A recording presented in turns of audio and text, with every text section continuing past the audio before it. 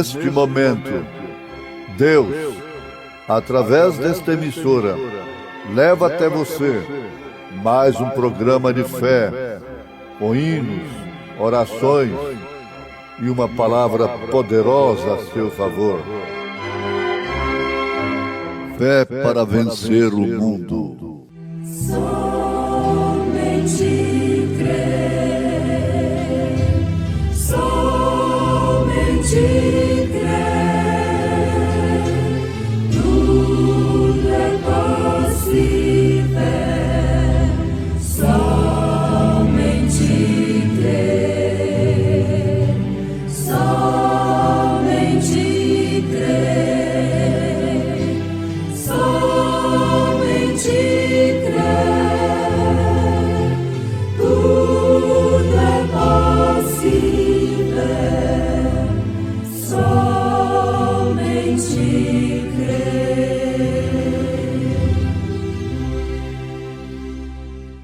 O Espírito do Senhor é sobre mim, pois que me ungiu para evangelizar os pobres, enviou-me a curar os quebrantados do coração, a apregoar liberdade aos cativos e a dar vista aos cegos, a pôr em liberdade os oprimidos, a anunciar o ano aceitável do Senhor. Cristo voltará.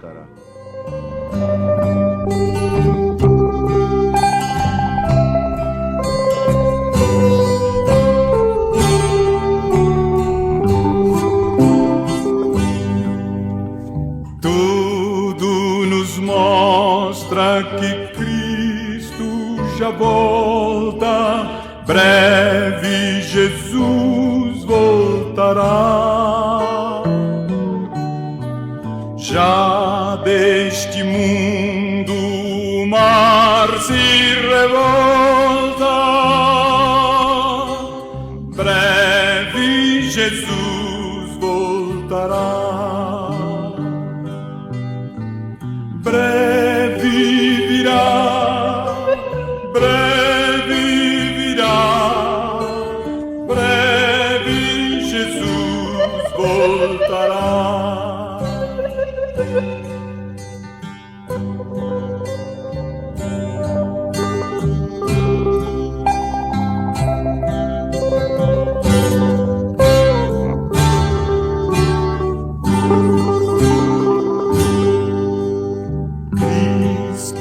Acorda, sua vinda é certa, breve Jesus voltará. Para recebê-lo estás bem alerta, breve Jesus voltará. Breve virá, breve virá, breve Jesus voltará.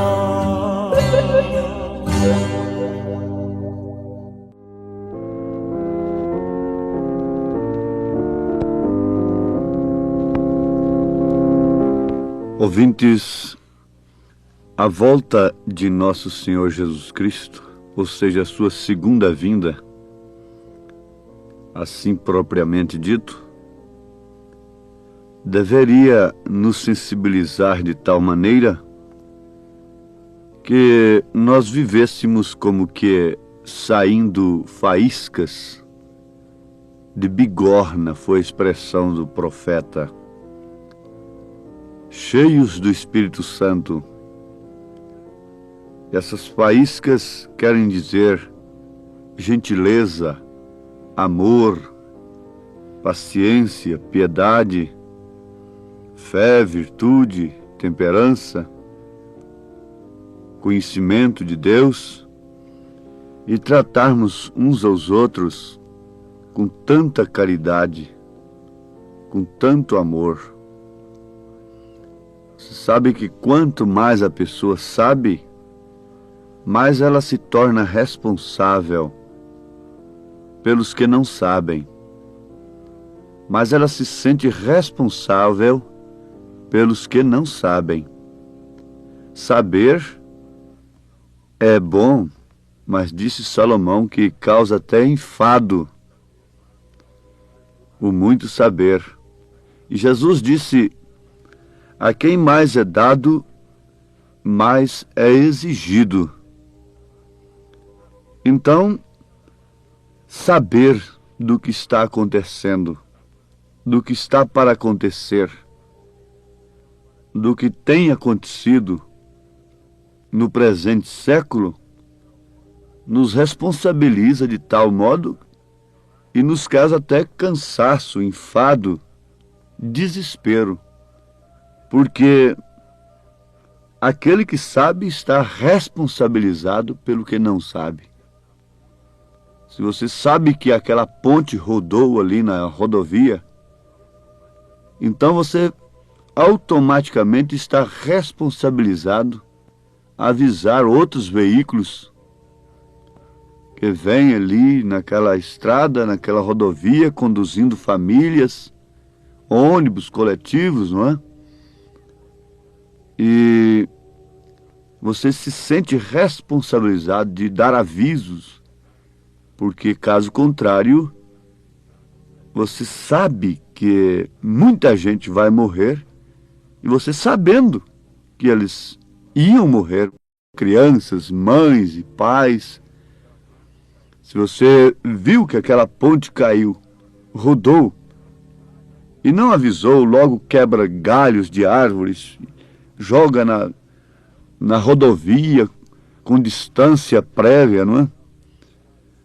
Assim, que dá para os carros frearem, serem avisados. O profeta desta era diz: eu não estou contra as pessoas. Não. Mas que tal, irmã? Que tal, irmão? Se você me visse descendo ali naquele rio, Ohio, num barco bem tranquilo, descansado, dormente ali, e você soubesse que eu estava me aproximando de uma catarata, de uma cachoeira muito grande, então você faria tudo, gritaria, lançaria outro barco, iria atrás de mim. Se eu não quisesse atender, você me daria uma sacudida, faria tudo até para me desmaiar, se eu resistisse, e jogar dentro de seu barco e me salvar. É o desespero, é a angústia daqueles que sabem, daqueles que têm visto por revelação divina o abismo que está diante do mundo. A grande cachoeira que está aí, os homens dormentes, deitados em berços esplêndidos de pecado,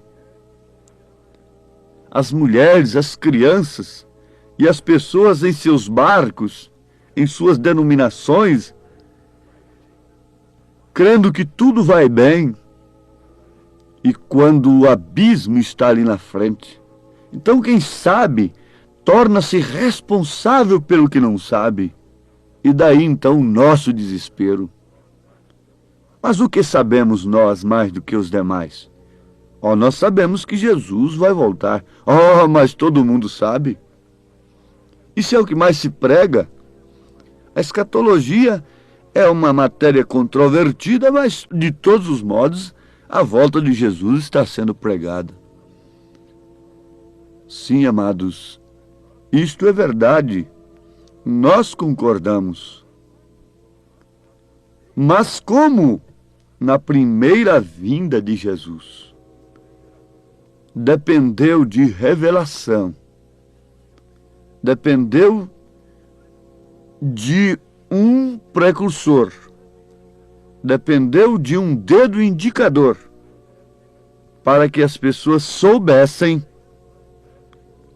que era ele o prometido, era ele aquele que era cantado nas sinagogas, pregado nas sinagogas, era ele a esperança do mundo de então, era ele a esperança do seu povo. Era ele a resposta de suas súplicas. Era ele a resposta de suas lamentações. Sim, meu Deus. Oh, como nós sentimos tão perto, tão dentro daquela mesma circunstância daquele dia. João estava na terra. O anjo da aliança prometido em Malaquias 3, versículo 1, estava ali. O anjo da aliança. Porque os profetas durariam até João, bem como a lei. Mas eu te digo e pergunto, a lei acabou? Não, a lei é imutável. A lei é como Deus. Deus é o mesmo ontem, hoje, eternamente. Assim também, os profetas não acabaram. Mas ali estava um anjo da aliança, de uma dispensação para outra. Até ali ela durou. Até ali foi João. E João estava ali. Vamos nos transportar através do tempo, em memória, em pensamento, em espírito, para aquela hora, para aquele momento em que João estava na terra. Vamos, ouvintes, meditar no cumprimento das Escrituras sobre a vinda de nosso Senhor Jesus Cristo. Em São Lucas, capítulo 4, versículo 14 em diante, nós encontramos Jesus sendo expulso de Nazaré. Mas por quê? Foi expulso de Nazaré Jesus, o Filho de Deus? Oh, que povo mau, que povo perverso, que revolta nos causa nesta hora. Se Jesus chegasse aqui hoje em pessoa, nesta cidade, fariam palanques para ele, banquetes com centenas e centenas de pratos diferentes, forrariam as ruas com palmeiras, com coisas bonitas, enfeitariam. Jesus é expulso de Nazaré. Mas por quê? Por que Jesus foi expulso de Nazaré? Leia São Lucas, capítulo 4, a partir do verso 14, e vocês compreenderão, entenderão melhor o que nós estamos meditando. Ali estava ele. Ali estava João. Ali estava Jesus. Ambos desejados. Ambos almejados. Ambos como resposta das aspirações. Ambos como resposta das orações e das lamentações. João foi lido, foi estudado, foi pregado nas sinagogas. O anjo da aliança, Malaquias 3. Oh, quando este anjo vier, logo o Messias aparecerá. Ele será aliança. Ele fará aliança. Mas ali estava João. Ali estava Jesus. Ali estavam os dois. Um olhando para o outro. Dentro do Jordão. E todas as Escrituras se cumprindo. No seu determinado dia. E os homens com as Bíblias nas mãos. E os homens mandando ler a Bíblia. Os homens fazendo estudos bíblicos. Se naquele tempo houvesse rádio, eles faziam séries de perguntas pelo rádio, com pretexto sincero, honesto e bom das pessoas aprenderem a Bíblia. fariam maratonas, dariam prêmios e demais coisas, incentivariam as pessoas a lerem a Bíblia. Se naquele tempo houvesse televisão, eles fariam a mesma coisa através da televisão. Mas ali estava o cumprimento do que eles estavam lendo, do que eles estavam ensinando, do que eles estavam pregando, e eles não podiam ver. Hoje tem se cumprido estas escrituras em vossos ouvidos. Resultado, ele foi expulso de Nazaré. E o que deram a João? O que fizeram com João? Bom, nós viajamos através dos séculos e fomos quase 2000 anos lá atrás. E censuramos e criticamos aqueles que expulsaram a Jesus de Nazaré, aqueles que amputaram o pescoço de João, aquela mulher que representa uma igreja adúltera casada com o poder mundano, e sua filha representando os sistemas, cortando o pescoço do profeta, odiando o profeta, odiando a sua mensagem. Fomos lá quase 2000 anos atrás e revivemos isto. E ficamos chocados. E ficamos até revoltados. Porque aquele povo era cego, não é possível. Mas agora vamos tomar o tempo, as asas do tempo, e viajemos através das eras da igreja e cheguemos agora onde estamos novamente. Está prometido que ele voltaria. Está prometido no mesmo livro que prometeu João, está prometido Elias novamente para esta era, o precursor da segunda vinda. Malaquias capítulo 4, versículos 5 e 6. Está prometida a vinda do Senhor para esta era em que estamos vivendo, porque Jesus não disse o dia nem a hora. Como os médicos não podem darem a data certa do parto, o dia e a hora exata. Eles dão apenas a data provável do parto. Jesus não disse o dia nem a hora, mas deu os sinais. A mulher conhece os sinais. Ele disse como foi nos dias de Noé,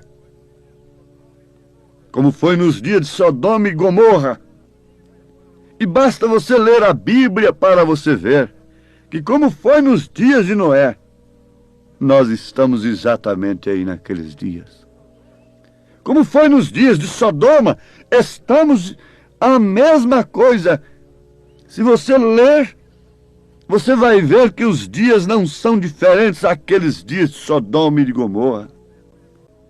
E para a vergonha nossa, o profeta diz que se as mulheres sodomitas ressuscitassem hoje, elas teriam vergonha das mulheres chamadas cristãs deste século.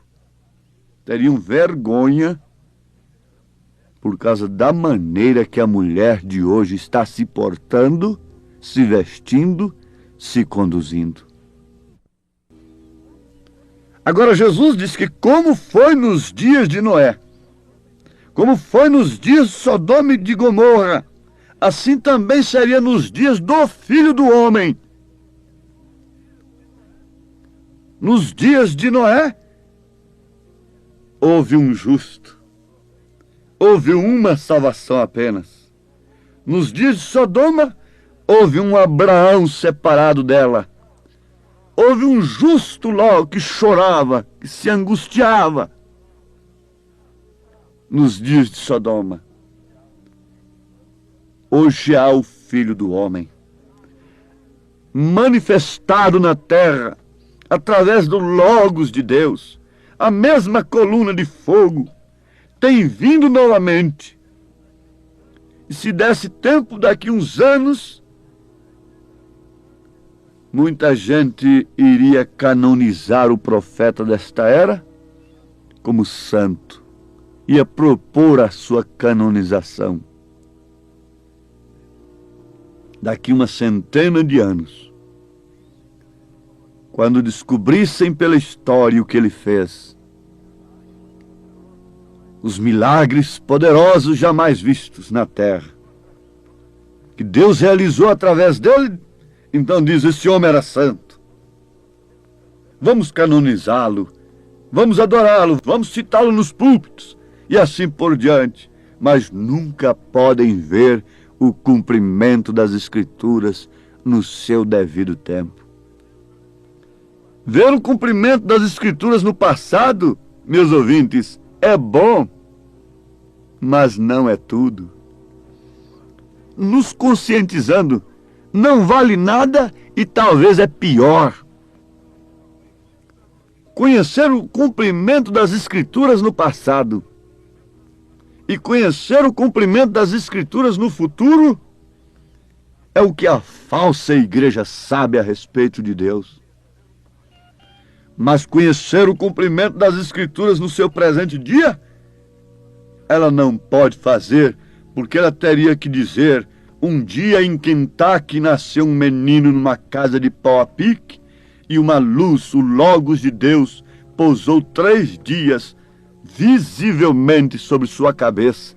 E esse menino cresceu, aos 7 anos Deus o comissionou, e esse virou um moço, e esse foi o profeta Elias que veio para revelar os 7 selos. E eis aqui a sua mensagem, mundo, e poria sua mensagem na televisão, no lugar das novelas perniciosas. Poria sua mensagem nos jornais, apregoaria nas praças, tiraria o monumento de Bíblia e poria a mensagem da Bíblia ali. Tiraria a matéria e poria o espírito. Se ela pudesse reconhecer o cumprimento das Escrituras no seu dia, ela não teria crucificado a Cristo. Se ela pudesse reconhecer o cumprimento das Escrituras em seu dia, ela não teria rejeitado o profeta de Deus. Ela não crucificaria Cristo novamente. Hebreus 6. Para eles não há salvação, porque novamente têm pisado no sangue de Cristo. Provaram na verdade do dom celestial, mas não há salvação.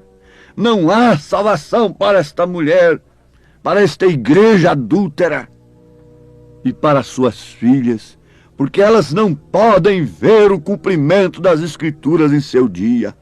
Antes, elas se revoltam e se levantam contra aquele através do qual as Escrituras se cumprem. Antes, ela expulsa Jesus de Nazaré. Antes, ela expulsa o Espírito Santo.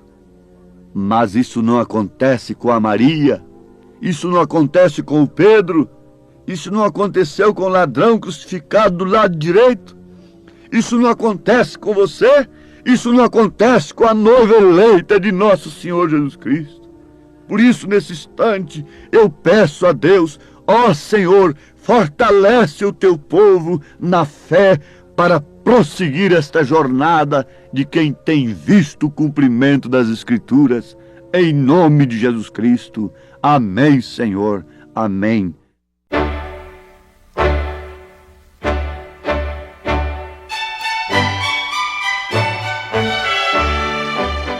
O mundo está tão conturbado, confuso e sem solução. Problemas, mágoas e dores nós temos, esperança não há nem amor. Vem Jesus, vem logo buscar. Todos nós precisamos contigo encontrar. Vem Jesus, vem logo.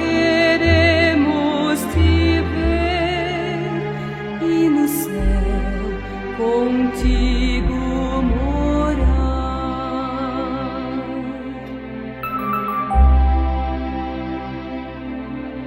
Irmãos, vamos todos unidos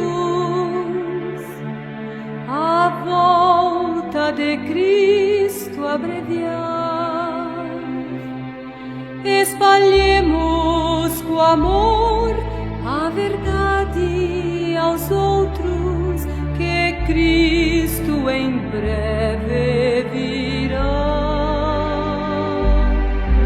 Vem Jesus, vem logo buscar. Todos nós precisamos contigo encontrar. Vem Jesus, vem logo, queremos te ver e no céu contigo morar. Vem Jesus, vem logo buscar. Todos nós precisamos contigo encontrar. Vem Jesus, vem logo, queremos te ver e no céu contigo morar. Vem Jesus.